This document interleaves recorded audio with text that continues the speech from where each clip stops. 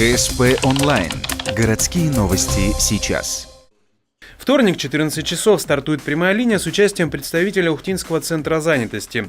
Однако желающих задать вопросы по телефону практически нет. Впрочем, и изменений в работе центра занятости тоже немного. Как пояснил замдиректора, для статуса безработного нужен все тот же пакет документов, включая об образовании.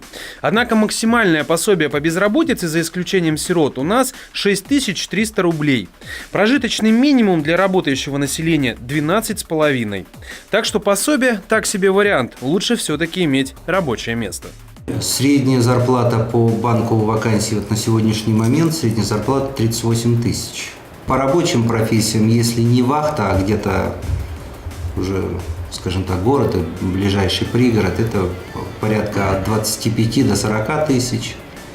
Если где-то на вахту выезд, там начинается от 30 до 80 тысяч, в зависимости от квалификации работника. Впрочем, в центре в среднем обычно порядка 2000 вакансий. Востребованы рабочие специальности, особенно в строительной сфере. Возможность работать вахтовым методом также приветствуется.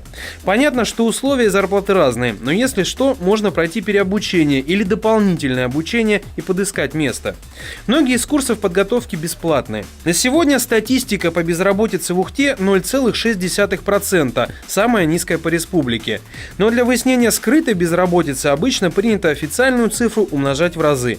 Соответственно, как рассказал представитель Центра занятости, реальные данные людей без работы у нас в городе могут составлять 2-2,5 тысячи человек.